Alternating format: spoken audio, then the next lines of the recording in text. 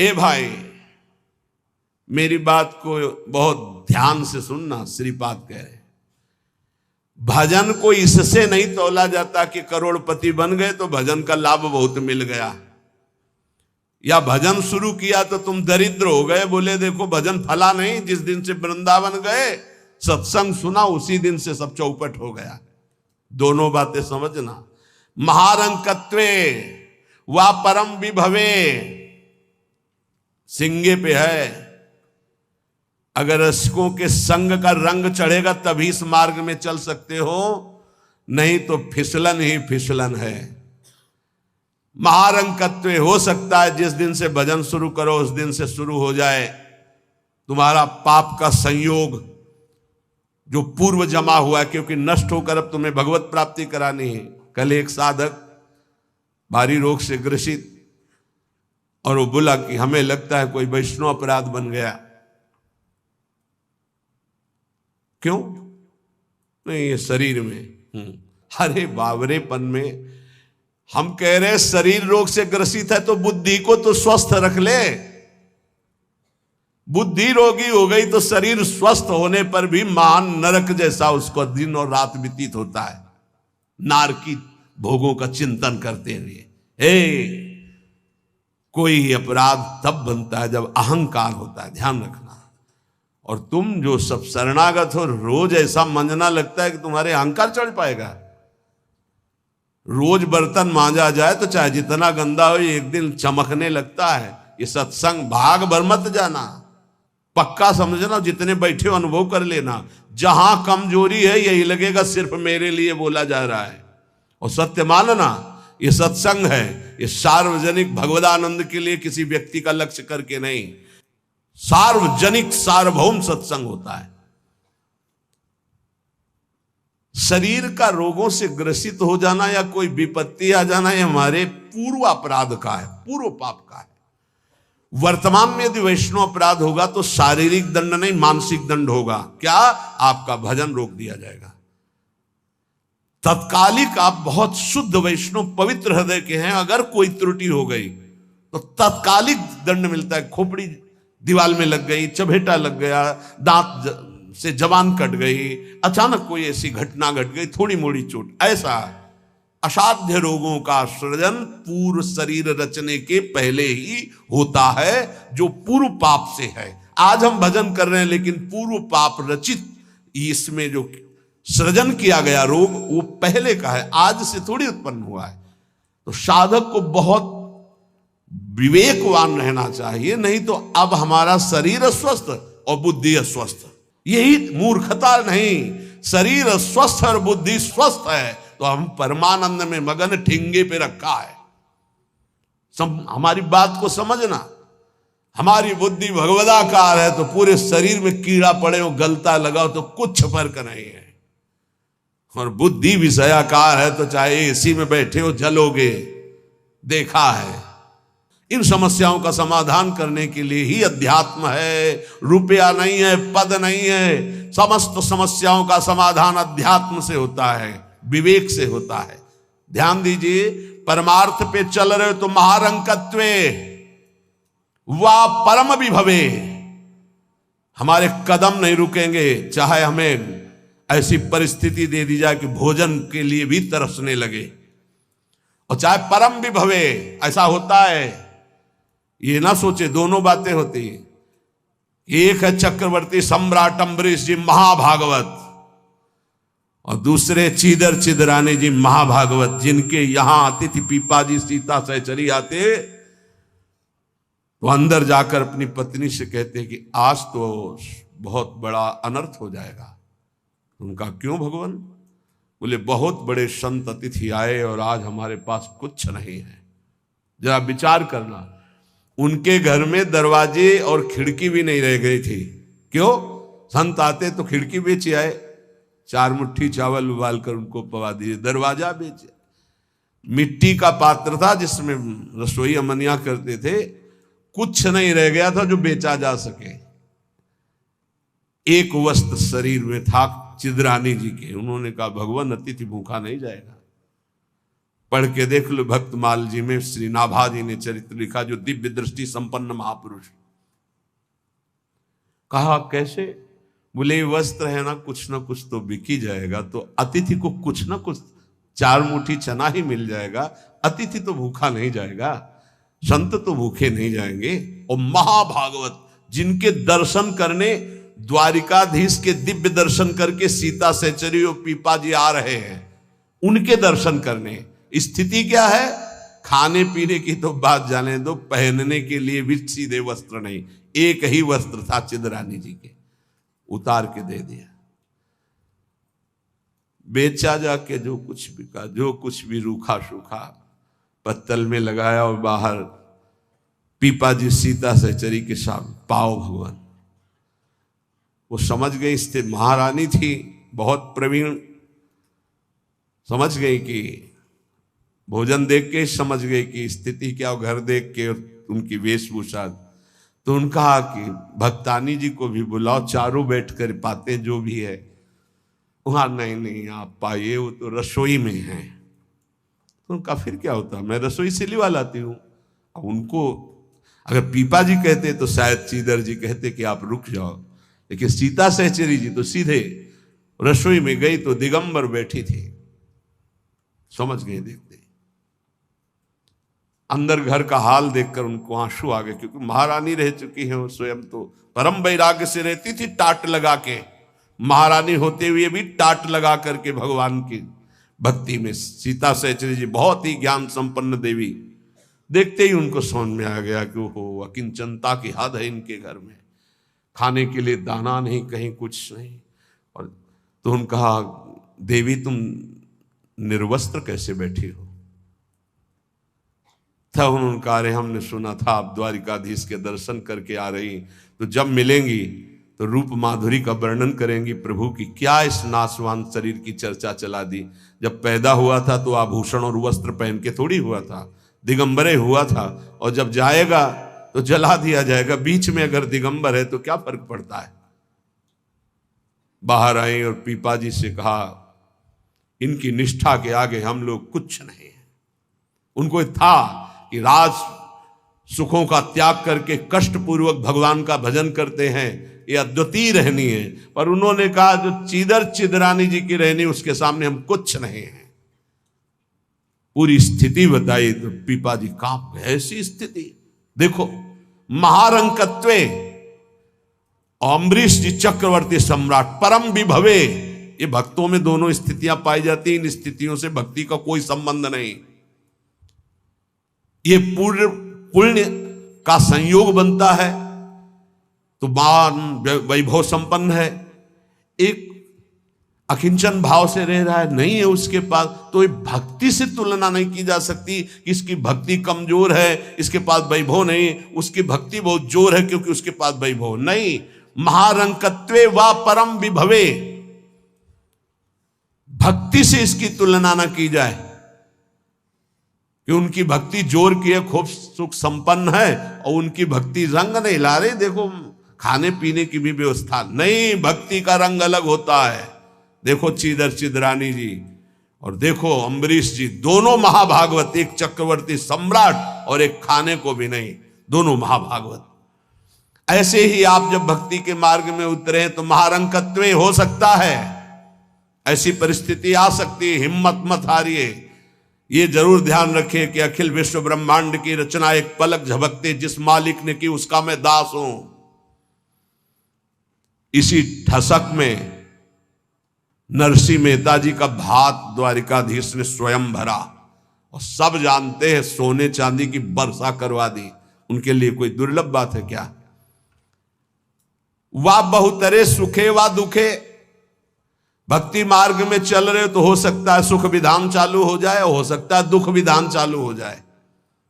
ये बीमारी, ये परेशानी, बहुत इसमें हिम्मती चाहिए और सत्संगी चाहिए, तभी आप निकल पाओगे, नहीं तो फिसल जाओगे पक्का। ये मार्ग परम पद का है, 84 लाख योनियों से मुक्त होना खिलवाड़ नहीं है। इस जेल से भागने के लिए कोई भी दरवाजा नहीं, एकमात्र मनुष्य देह, और मनुष्य देह सत्संग के द्वारा इससे निकल सकते हो, अन्यथा कोई उपाय नहीं। साधन को हरि भजन है, कै सत्संग सहाय। सुखेवा दुखेवा, बहुत हिम्मत। भारी से भारी सुख का विधान मिल सकता है, नाम मत छोड़ना, भजन मत छोड़ना कि हमारी पूर्ति हो गई, जो चाह मिल गया, फिर भी फंस जाओगे। और दुखेवा, अरे जब से भजन शुरू किया बड़ा दुख आना शुरू हो गया। नहीं, ये मार्ग की सुख दुख वृत्तियां, इनमें अपने परमार्थ को मत रोक देना, आगे बढ़ो। एक आगे ऐसा स्थान है जो सुख दुख दोनों से परे महान परमानंद स्वरूप है। ये छोटी छोटी वाटिकाएं हैं, कहीं सुख की कहीं दुख की, भ्रमित मत होना। यशस्वी बहुले था अपयशस्वी, हो सकता है तुम्हारा भजन ठीक चल रहा है, यश शुरू हो गया, और या हो सकता है अपयश शुरू हो गया, दोनों बातें, निंदा होने लगी। तो यश होने लगे तो उसमें खुशी नहीं मनानी, और अपयश होने लगे तो दुखी नहीं होना। वैसे अच्छी बात यह है कि अपयश होने लगे तब खुशी होना चाहिए। बड़ी कृपा हरि की, अब कोई प्रणाम करने नहीं आएगा। राधे श्याम जी धर्म मनावे चले जाओ, कोई नहीं देखेगा। जब कबीरदास जी ने देखा कि बहुत यश हो रहा है, तो संतों की युक्तियां होती। काशी की एक वैश्या के पास गए, वैश्या ने देखा कबीरदास जी आए, खड़े हो गए, प्रणाम किया। महाराज पहली प्रार्थना कि आप जल्दी यहां से निकल जाओ। उनका क्यों? अरे बोले इस गली में खड़े होने का मतलब है कि निंदा होना। आप महान संत हैं, आप यहाँ खड़े भी होंगे तो आपकी निंदा। हम बोले वही करवाने के लिए आए, हम निंदा करवाने के लिए आए, आप हमारा साथ देंगी? उनका भगवान आप आज्ञा करें, भला मैं नीच आपकी क्या सेवा कर सकती हूँ?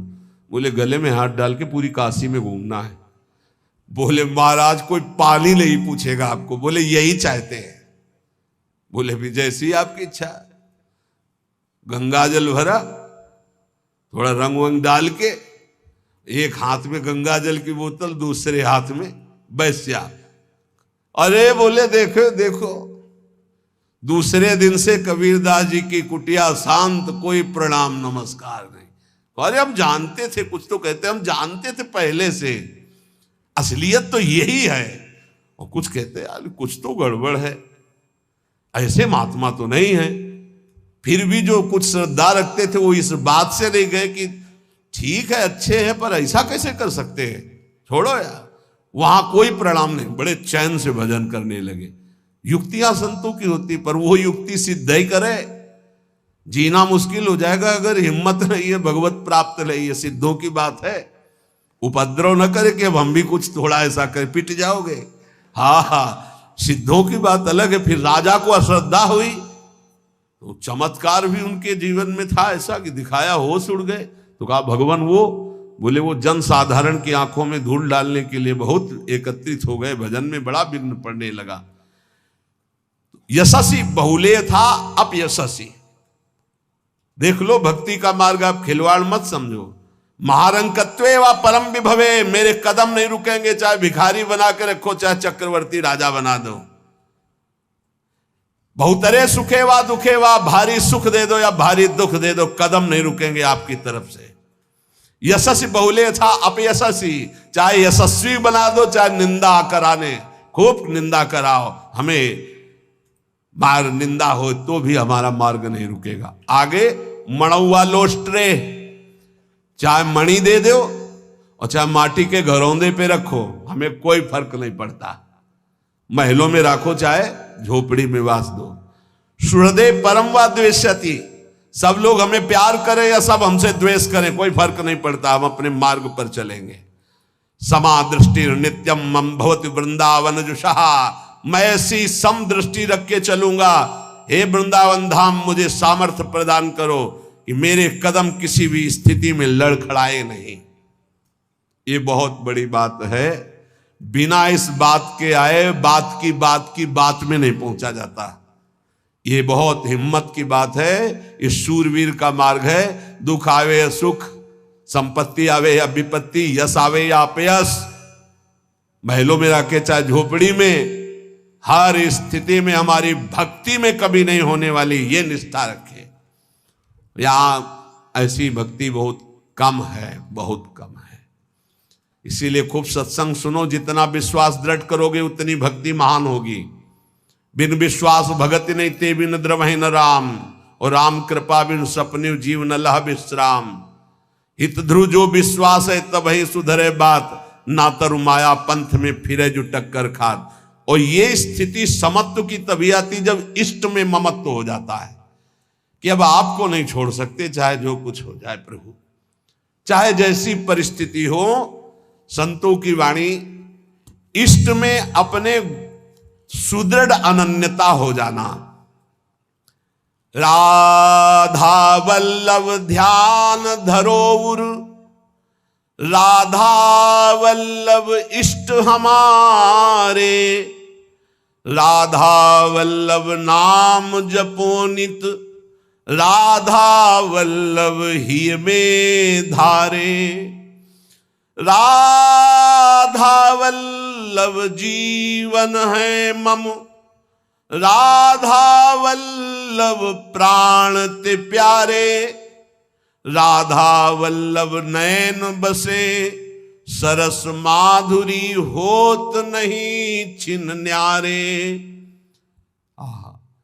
परम संत श्री रसिक सरस माधुरी जी कह रहे हैं, राधा वल्लभ का ही नाम हमारी जिह्वा में और राधा वल्लभ का ध्यान हमारे हृदय में, क्योंकि इष्ट हमारे राधा वल्लभ। राधा वल्लभ का हृदय में ध्यान और मुख में नाम, ये आचार्य चरण भी आदेश करते हैं।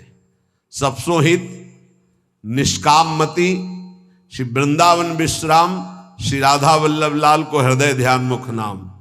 जो आचार्य का है इष्ट उसके अधीन होते हैं, तो हर समय हमारे मुख से राधा वल्लभ राधा वल्लभ राधा वल्लभ।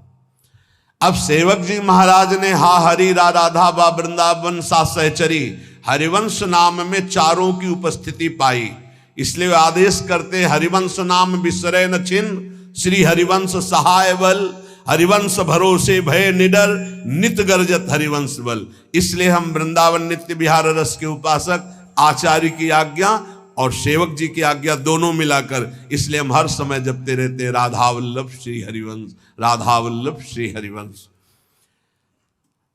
इष्ट से हमारा इतना अपनापन हो जाए कि शरीर की परिस्थिति, कल हम किसी उपासक से कह रहे थे कि एक बार 24 घंटे में बैठ करके विचार करो, तुम्हारी दोनों आंखें फूट जाएं तो सोचो कैसा लगेगा। सोचो कैसा लगेगा, भय लगता है ना। तुम्हें कैंसर हो जाए तो कैसा लगेगा। अभी रिपोर्ट आ गई आपकी कैंसर है, बचने की संभावना है, अब कैसा लगेगा। किडनी फेल हो रही है, अब कैसा लगेगा। दिल में समस्या आ रही है, फेल होने वाला है, अब कैसा लगेगा। वो पहले ही सोच लो, पहले तैयारी कर लो, तो जब रिपोर्ट कभी आएगी तो तुम पहले ही तैयार रहोगे। और जब ये सोचोगे तो प्रियालाल से अपनापन जल्दी हो जाएगा कि यार सब धोखे का शरीर कभी छूट सकता है। यही चिंतन घोर वैराग्य में हमको जिलाया, यही चिंतन संसार से बिल्कुल अलग रखा, यही चिंतन सब संबंधों की धज्जियां उड़ा दी कि जब इसी का भरोसा नहीं तो किसका भरोसा करें। क्योंकि ऐसे तो उपासक को बहुत मगन होकर साधन में लगते देखते हैं, जब शरीर बीमार होता है तब जो चेहरे का रंग उतरता है वो हमें अच्छा नहीं लगता। ए बहादुर होके मरने के लिए नहीं आए हो क्या। वृंदावन काहे के लिए आए हो। यहां जानते हो काहे के लिए आया जाता है।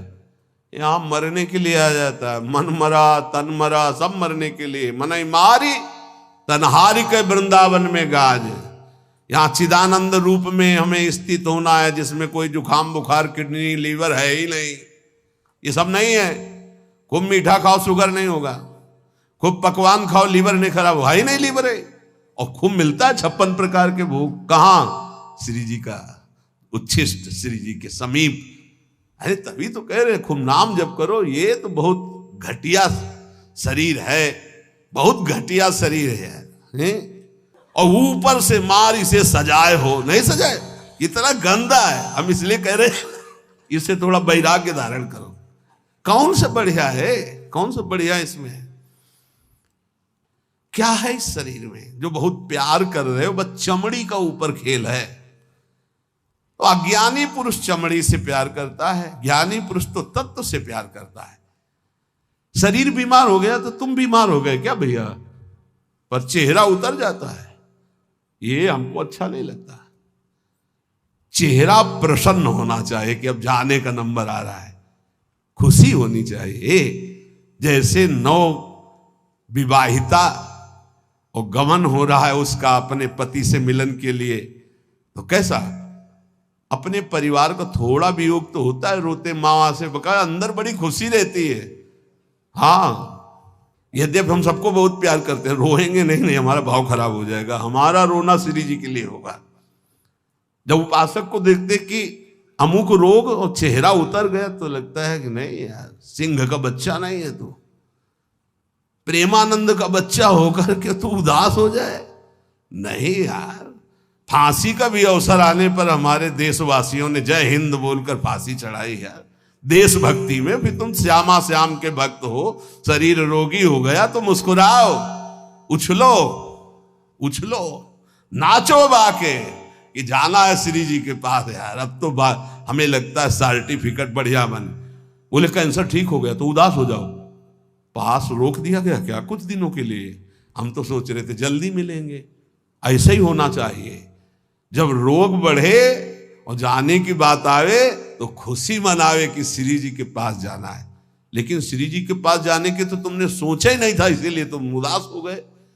इस सत्संग को समझो, रोज अपने अंदर कोई ना कोई विचार करो कि अगर किडनी फेल हो गई तो, अगर दिल फेल हो गया, ये सब फेल होने वाले हैं, तो तुम्हारा दिमाग सही रहेगा। नारायण स्वामी कहते हैं जो दो को याद करता है वो आगे बढ़ जाता है। एक तो श्री भगवान को मत भूलो, दूसरे मृत्यु को मत भूलो। मरना है, काहे को पाप कर रहे हो, काहे को उद्दंडता कर रहे हो, अधर्म आचरण कर रहे हो, जाना है यहां से। तो हम सब उपासक से प्रार्थना करते हैं, पहले ये बताओ कि भगवत मार्ग में जाने के लिए आए हो या रहने के लिए? जाने के लिए आए हो ना। कहां? श्री जी के पास। तो अगर बुलावा कैंसर रूप में आए तो उदास क्यों हो रहे हो? कैंसर सर्टिफिकेट है श्री जी से मिलने की, किडनी फेल सर्टिफिकेट है। हे, ऐसा नहीं, सिंह के कभी सिंहार नहीं पैदा होते। भगवत मार्ग के साधकों के अंदर कभी एक कायरता, मृत्यु का भय नहीं आता। मृत्यु का भय रोग आते ही तुम्हारे को भयभीत कर देगा कि हे अब तो क्या होगा। अरे अब वही होगा जो हम चाह रहे थे, अब श्री जी मिलेंगी पक्का। मस्ती छानी चाहिए, नाचना चाहिए श्री जी के पास। श्री जी से प्रेम नहीं है, शरीर से प्रेम है, सच्ची मानना। और ये हो गया रोगी तो अब चेहरा उदास हो गया, क्यों? क्योंकि गया हमारा सुख, यही सुख था हमारा। इसीलिए रोज सत्संग में कह रहे ये कुछ नहीं है, ये मलमूत्र का भांड है, इसमें कुछ प्यार मत करो, कहीं सुख नहीं है, केवल तुम्हें पागल बना रही माया, पागल समय नष्ट करवाया जा रहा है, तुम्हारा भगवत चिंतन छुड़ाया जा रहा है। तो देख के मुस्कुरा दिया, पूरा चिंतन गया। और हमारी श्री जी मुस्कुरा रही, तुम्हें उधर नहीं दिखाई दे रहा है। आवत सी वृषभानु दुलारी, रूप राशि चतुर शिरोमणि, अंग अंग सु बुद्धि मारी गई सारी।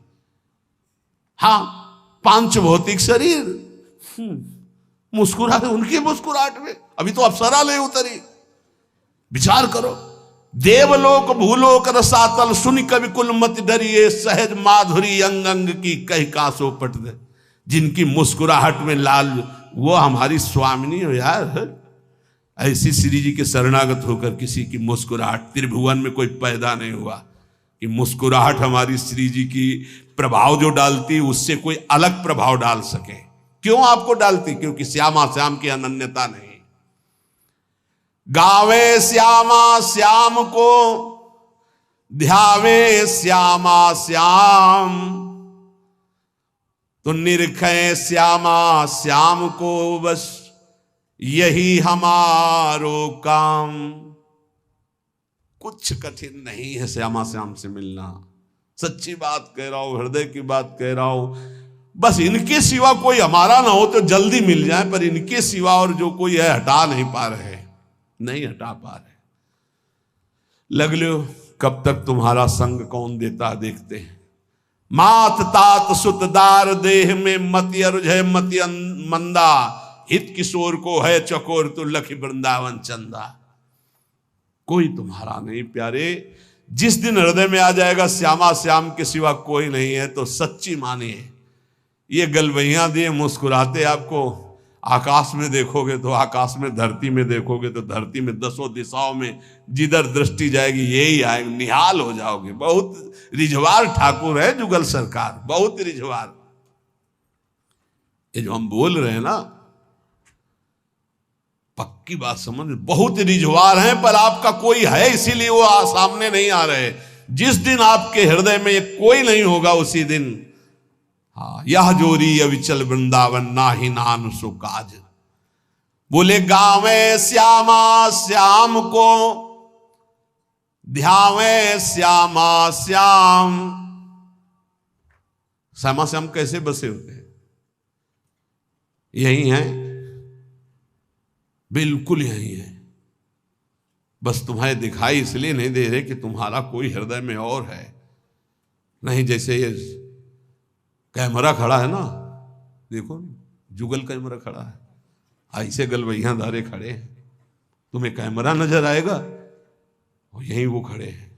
बस अपनापन केवल उनसे हो, सच्ची माने वो देख देख के मुस्कुरा रहे हैं। बस ये जरूर है कि तुम्हारे ऊपर कृपा दृष्टि हो चुकी है, बस तुम अपनी कृपा कर लो। इनके सिवा किसी को अपना मत मानो, बहुत जल्दी दर्शन हो जाएंगे, बहुत जल्दी।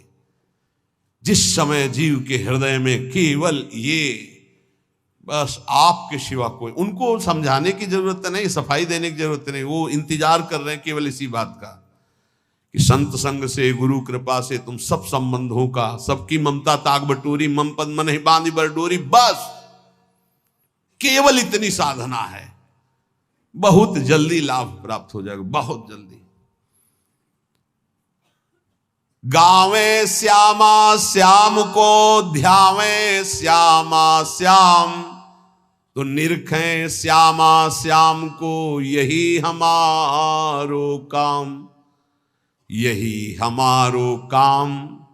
नाम दंपति लो लागी, निज सेवा सुख रंग महल लीला अनुरागी।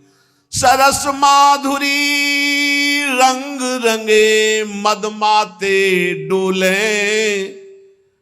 और मिले रसिक सजाती संग खोल, अंतर ते मृदु बोले। अगर सजाती रसिक जन मिल जाए तो प्रेमी जनों का हृदय खुलकर उनको प्रेम रस में डुबोता है। नहीं तो रात दिन अपने श्यामा श्याम का गायन, उन्हीं में चित्त को डुबोना। अब जो भजन नहीं कर रहे, संसार के राग रंग में मगन है, भोगों में, उनको ये समझना चाहिए कि ये ना भोग रहेंगे ना आपका शरीर रहेगा।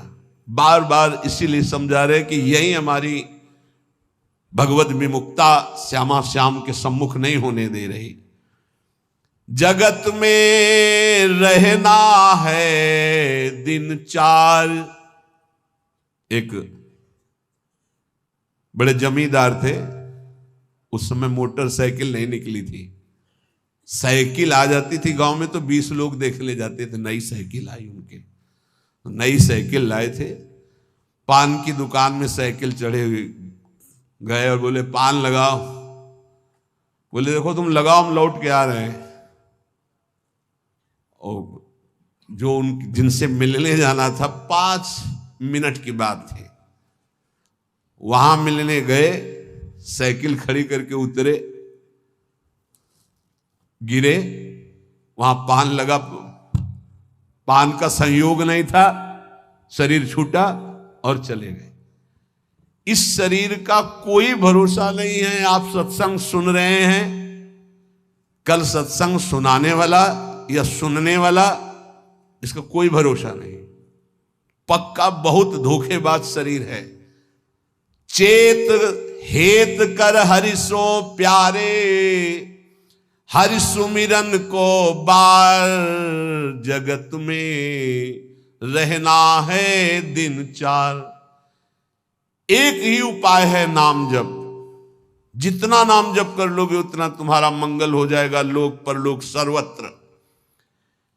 घरक पलक का नाही भरोसा, मौत बिछाया जाल। जैसे कोई शत्रु कदम कदम पे जाल बिछा दे, ऐसे मौत तुम्हारे लिए जाल बिछाए, कभी भी कुछ हो सकता है। बहुत पश्चाताप हुआ था जब वो ये घटना सुनी थी कि वो सेवा कुंज में सेवा करते थे। 4-5 शिष्य आए धनी मनी और कहा कैसा स्वास्थ्य है, तो उनका थोड़ा शुगर बढ़ी हुई। बोले हमारे यहाँ बहुत बढ़िया डॉक्टर है, चलो। बहुत उनको प्रेस किया और वृंदावनवासी रजोप उपासी उनको ले गए। शुगर तो ठीक नहीं हुई, शरीर पूरा हो गया।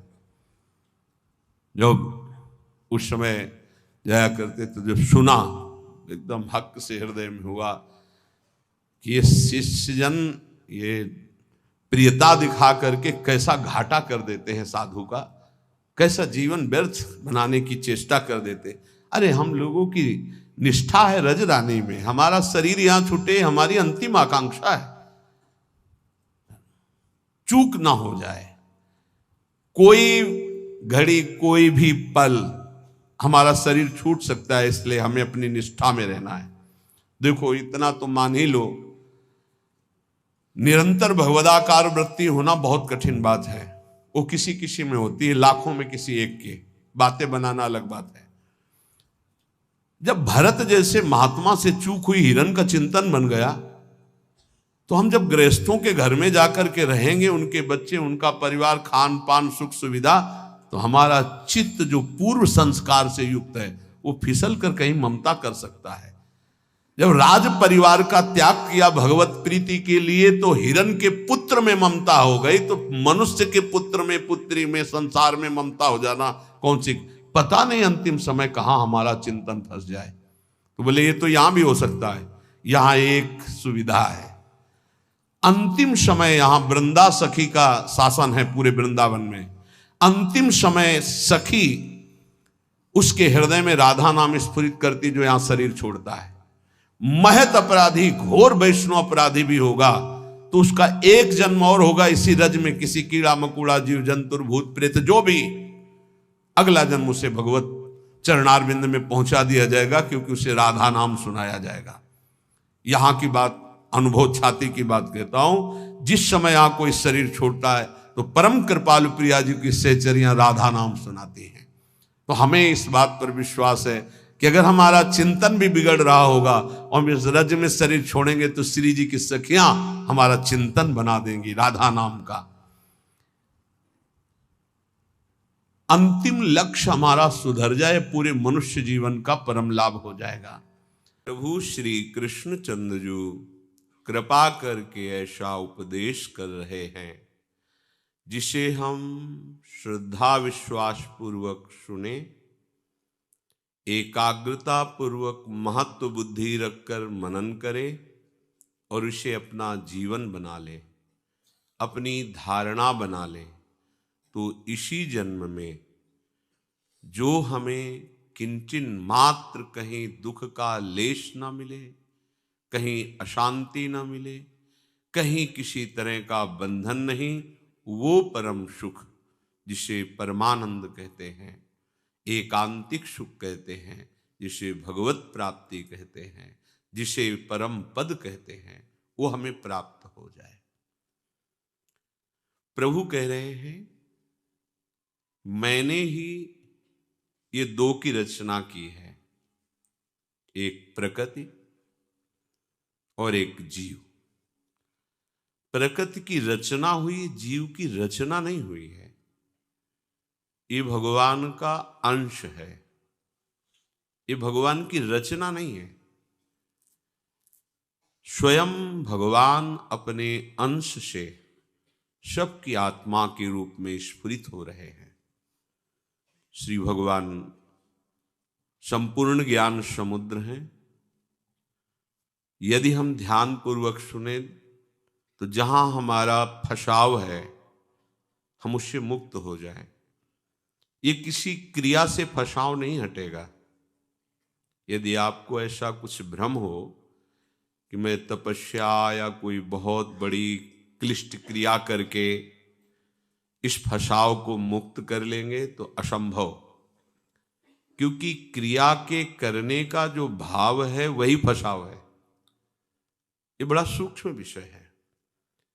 जितनी क्रियाएं होती हैं सब प्रकृति से होती है, प्रकृति ही उसका कारण है और प्रकृति में ही बर्ताव होता है। तो हमें जो उसका फल मिलेगा वो प्राकृतिक ही मिलेगा। उस क्रिया से संबंध रहित हो जाना ही इस स्वरूप की स्थिति का वर्णन है।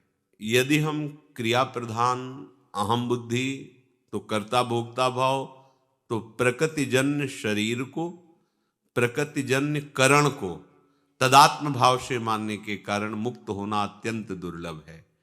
श्री भगवान कह रहे हैं भूमिरापो नलो वायु खम मनो बुद्धिरेव च अहंकार इतीयं में भिन्ना प्रकृतिरष्टधा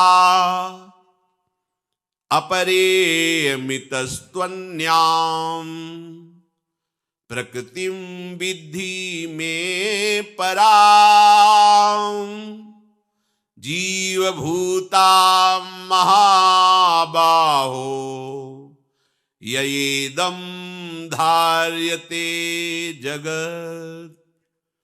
हे महाबाहो, पृथ्वी, जल, तेज, वायु, आकाश, ये पंच महाभूत हैं। मन, बुद्धि, अहंकार, ये पांच महाभूत और ये तीन मिलाकर अष्टधा प्रकृति कही गई है। मन जब चिंतन में लगता है तो इसी को चित्त कह देते हैं। वस्तुतः वो मन ही होता है, इसलिए प्रभु ने यहां अलग से चित्त नहीं स्वीकार किया। मन को ही, मन की वृत्ति को, जो चिंतनीय वृत्ति होती है उसी को चित्त कहते हैं। इसलिए प्रभु ने पंच महाभूत में इनकी तन्मात्राएं भी है, शब्द, स्पर्श, रूप, रस, गंध। ये 8 प्रकार की फंसाने वाली प्रकृति है। समझना, बिल्कुल हमसे अलग है। ये पंचभूतों द्वारा रचित ये स्थूल शरीर और अंतर में जो करण है उनको 4 कहा गया है, पर प्रभु यहां 3 ले रहे हैं। एक की वृत्ति को मन में ही समाहित कर दिया है। बुद्धि, मन और अहंकार, ये सूक्ष्म शरीर। और इसी अष्टधा प्रकृति का जो त्रिगुणात्मिका स्वभाव है वही कारण शरीर, इसलिए उसको वर्णन नहीं किया, कारण शरीर नहीं कहा, क्योंकि इसी प्रकृति के स्वभाव का परिणाम कारण शरीर होता है। मूल बात ये अष्टधा प्रकृति है। ये बिना जाने हर जीव इसी में खेलता है और अपने को भक्त मानता है, उपासक मानता है, ज्ञानी मानता है, योगी मानता है। कोई बिरला ही इस चक्र को रोक पाता है। जो मना कष्टान इंद्रियाणि प्रकृति स्थानि कर्षति, उसको उल्टा करके प्रभु की तरफ आकर्षण कर पाता है। ये 8 प्रकार की प्रकृति है जिसको अपरा प्रकृति भगवान ने संबोधन करके कहा। और इस अपरा प्रकृति से बहुत ही दिव्य और बिल्कुल अलग एक परा प्रकृति है जिसे भगवान का अंश कहा गया, जो आप हैं।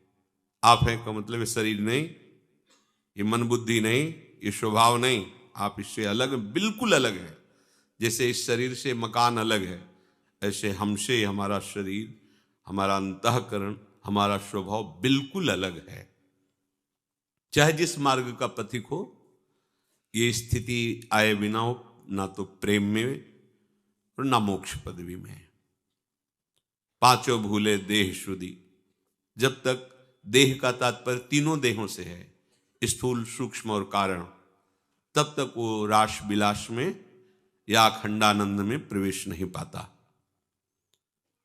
प्रभु कह रहे हैं इन्हीं 2 के द्वारा ये पूरा जगत है।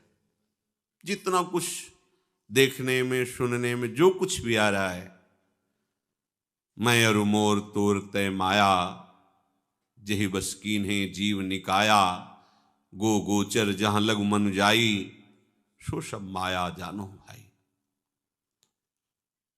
हमारे प्रभु इन दोनों के कारण हैं, अष्टधा प्रकृति के भी और परा जीव के भी, वही कारण है।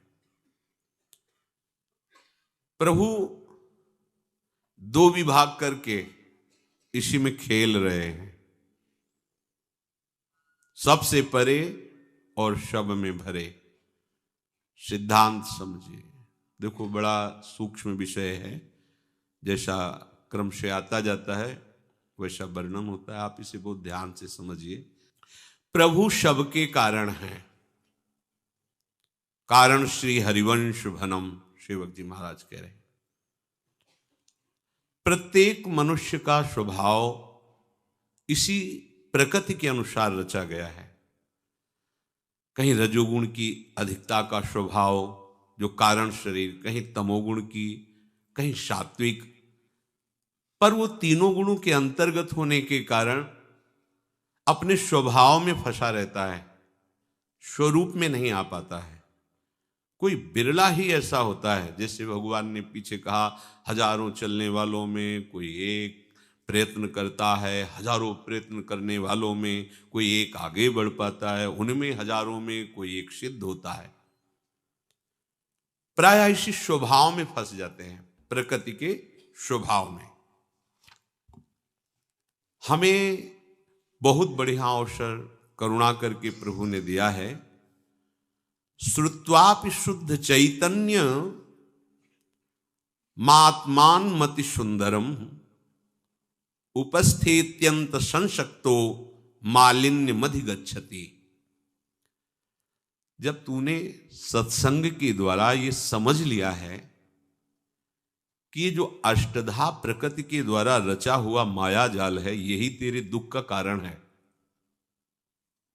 ये जो शरीर में, अंतःकरण में, स्वभाव में तदात्म हो गए, मेरा स्वभाव, मेरा शरीर, मेरा मन, यही तुम्हारी दुर्गति का कारण है। बड़ा अध्यात्म है, ये सूक्ष्म विषय है। जब तक तुम इसे समझोगे नहीं तो इसी में खेलते हुए अपने को भक्त मानोगे, ज्ञानी मानोगे, अपने को महात्मा मानोगे। जब तूने सत्संग के द्वारा ये जान लिया है कि एकमात्र शव के कारण परम सत्य श्री भगवान ही हैं, प्रभु ही हैं, वही प्रभु जिनको ज्ञानी जन आत्मा कहते हैं। सेवक जी महाराज कह रहे हैं, आत्मा हरिवंश प्रगट परमानंद, श्री हरिवंश प्रमाण मनम। चैतन्य घन महासुख स्वरूप सौंदर्य राशि प्रभु को पाने का निश्चय जब तूने कर लिया, सत्संग सुनकर तुमने ये जान लिया कि आत्मज्ञान या भगवत प्राप्ति ही परम सुख है। ये अष्टधा प्रकृति के द्वारा रचे हुए माया जाल में मैं परा भगवद अंश स्वयं से फंस गया हूं, और भगवत प्राप्ति का तूने निश्चय किया तो फिर सबसे बड़ा विघ्न इस मार्ग में, प्रारंभ से लेकर अंत तक जो साथ में विघ्न डालता है, वो है काम।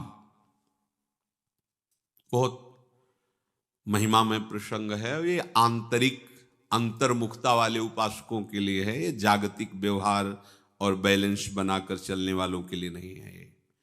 ये केवल सीधे लक्ष्य भेद करने वाले उपासकों के लिए, जो परमात्मा प्राप्ति का लक्ष्य किए हैं।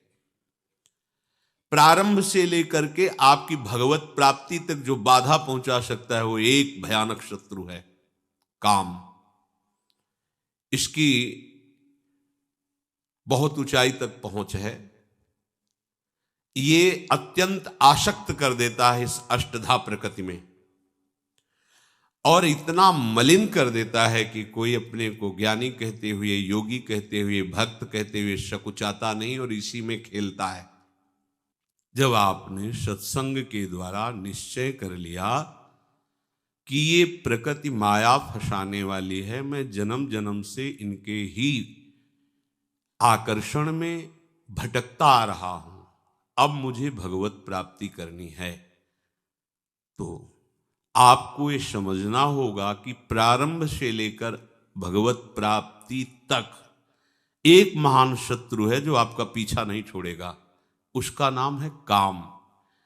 ये काम प्रकृति में अत्यंत आसक्त कर देता है, हृदय को मलिन कर देता है। यदि कोई संसारी इसमें आसक्त है तो आश्चर्य की बात नहीं, पर आप सत्संग सुनने वाले, भजन करने वाले, भगवत प्राप्ति का निश्चय करने वाले, महान आनंद की प्राप्ति के लिए इस मार्ग में कदम रखने वाले, तुम क्षुद्र आनंद में आसक्त हो रहे हो, लिप्त हो रहे हो और अपने को उपासक कहते हो, आत्मज्ञानी कहते हो, भक्त कहते हो, बैरागी कहते हो, तो मुझे आश्चर्य हो रहा है। कोई विषयी पुरुष भोगों में फंसा हुआ है तो आश्चर्य की बात नहीं है, पर आपने सत्संग सुन करके ये निश्चय किया है कि जीवन का परम लाभ आत्मस्वरूप का साक्षात्कार, भगवत साक्षात्कार है, तो आप इस महान आनंद के भोक्ता, महान आनंद के स्वरूप, महान आनंद में जाने वाले, फिर ये क्षुद्र आनंद को, क्षणिक आभास मात्र आनंद को क्यों स्वीकार करते हैं। बड़ा आश्चर्य होता है कि आप भक्त कहलाते हैं, ज्ञानी कहलाते हैं, योगी कहलाते हैं, और आप इस काम सुख का आकर्षण स्वीकार किए हुए हैं। भगवदानंद का अनुभव करने के लिए इससे आपको लड़ना पड़ेगा। ये महान बैरी है। सर्वभूतेषु चात्मानं सर्वभूतानि चात्मनि मुनिर्जनित आश्चर्यं ममत्वमनुवर्तते। जैसे शिक्षक विद्यार्थियों को पढ़ाता है और अंत में उसकी परीक्षा लेता है और परिणाम में उसे उत्तीर्ण या उसी क्लास में फिर रखता है। अगर परिणाम उसका सही नहीं तो उसी क्लास में फिर उसको पढ़ाया जाता है। ऐसे ही सच्चा सद्गुरु शिष्य की कसौटी कसता है। यदि वो उसकी कसौटी पर खरा उतरा तो आगे की भूमिका पर उसे पहुंचाया जाता है, नहीं तो फिर वहीं रखकर शिक्षा दी जाती है। जैसे परीक्षक परीक्षा के बाद उसे उत्तीर्ण या उसी क्लास में रखता है, ऐसे ही अगर आप बार बार फेल होते रहे तो आपका उत्साह खत्म हो जाएगा। ध्यान दीजिए, बहुत सूक्ष्म अंदर की बात है। भगवत प्राप्ति का उत्साह नहीं प्यारे, अनंत जन्मों से इसी काम ने हमारी दुर्गति कर दी है। फिर समझ लीजिए, प्रारंभ से लेकर भगवत प्राप्ति तक आपको जो गिरा सकता है उसका नाम है काम। सब कुछ त्यागने में आप समर्थ हो सकते हैं। जब तक उपासक थोड़ा भी इसके प्रति राग रखेगा तो खरा नहीं उतर पाएगा। पुस्तकीय ज्ञान से कोई काम पर विजय प्राप्त नहीं कर सकता। कोई बाहरी क्रियाओं से अपने को इस काम से नहीं बचा सकता। ये महापुरुषों की बातें हैं। अज्ञानी ही अपने को मान लेता है कि मैं ज्ञानी हो गया हूं, मैं बड़ा भारी उपासक हूं। यदि उसे काम में थोड़ा भी राग है तो अज्ञानी ही है, पर अपने को ज्ञानी मानता है। तूने सब भूतों में विराजमान प्रभु को जो आनंद स्वरूप है उनकी प्राप्ति के लिए ठान लिया, तो फिर इस अंधकार में काम को क्यों स्वीकार करते हो। यही आश्चर्य की बात है कि उपासक होकर के तुम काम को स्वीकार करते हो। आस्थितः परमाद्वैतम मोक्षार्थे व्यवस्थितः आश्चर्यं कामवसगो विकलः केलि शिक्षया। बिना ये बात जाने तुम द्वंद्वों से मुक्त नहीं हो सकते, भगवत प्राप्ति नहीं कर सकते।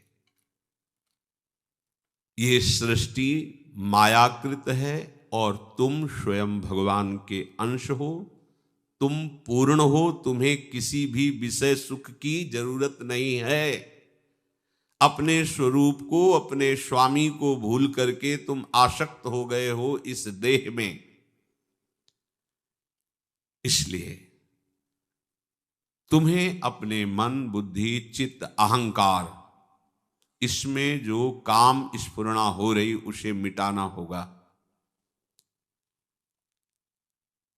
ऐसी स्थिति तुम्हें लानी होगी कि सारा जगत जो काम क्रीड़ा में लगा हुआ है, कामाभ्यास में रत है, भोगाभ्यास में रत है, तुम्हें ब्रह्माभ्यास, भगवदाभ्यास में स्थित होना है।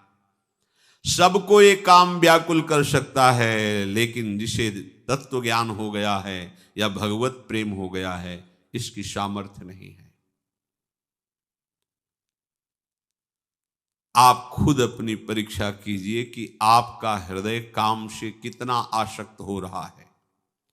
यदि काम भोग के लिए तुम्हारी व्याकुलता भी शेष है तो न तुम्हें आत्मज्ञान हुआ है, न भक्ति हुई है, तुम्हें केवल भ्रांति ही भ्रांति है। उद्भूतम ज्ञान दुर्मित्र मवधार्याति दुर्बलः आश्चर्यम काममाकांक्षेत कालमंत मनुष्रितः। है उपासक, एक काम वासना अनेक प्रकार से फंसाती है। उस काम वासना में कभी कोई आज तक तृप्त नहीं हुआ है, और ये सबसे तीव्र आकर्षण करती है। इसका जो आक्रमण होता है वो विचार के लिए अवसर नहीं रखता। ध्यान दीजिए, काम का आकर्षण विचार का अवसर नहीं देता कि आप बैठकर उस पर विचार करें। तरंगवत हुआ, समुद्रवत फैल गया और क्रिया में लगा दिया। इसलिए जो सावधान उपासक है, ये सबसे बड़ा शत्रु है। अगर ये होता रहा तो ना आप अपने को भक्त, ना आप ज्ञानी, ना योगी। यहां कह रहे हैं कि भ्रांत मात्र है तुम्हारे हृदय में कि मैं ज्ञानी हूं, भक्त हूं। यही सबसे बड़ा शत्रु। भगवान ने भी पीछे आदेश किया कि काम बड़ा शत्रु है, ज्ञानियों का शत्रु है। ज्ञानियों की बात नहीं की, आपको इसे मारना होगा। अर्जुन, ये कभी ना अघाने वाला तुम्हारा बहुत बड़ा दुश्मन है।